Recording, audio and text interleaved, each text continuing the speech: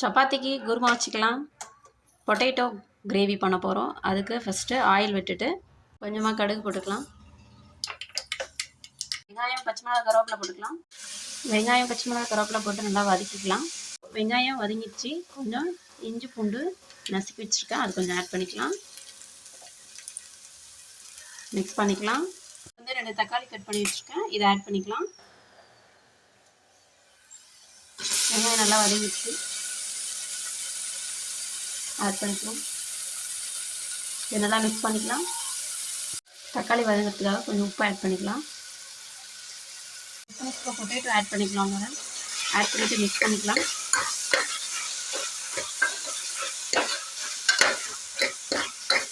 இது கொஞ்ச நேரம் வதங்கட்டும். மசாலாலாம் ஆட் பண்ணிக்கலாம். கொஞ்சமாக மல்லித்தூள் ஆட் பண்ணிக்கலாம். கொஞ்சமாக மஞ்சத்தூள், கொஞ்சமாக மிளகாத்தூள்,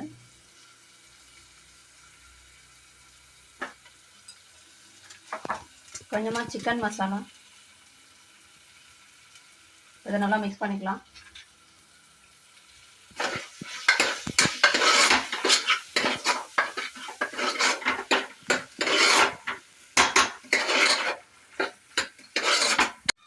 இப்போ லைட்டாக உப்பு ஆட் பண்ணிக்கலாம்.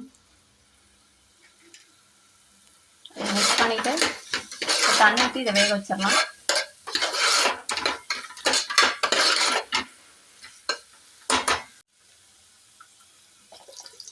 தண்ணி ஊற்றிக்கிங்க, நல்லா உருளைக்கிழங்கு வேகட்டும்.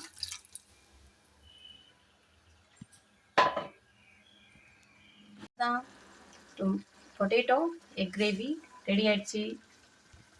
நீங்களும் செஞ்சு பார்த்துட்டு எப்படி இருக்குன்னு கமெண்ட்டில் சொல்லுங்கள். தேங்க்யூ ஃபார் வாட்சிங் மை வீடியோ. அவ்வளோதான், சிம்பிளான chapati and potato egg gravy ready.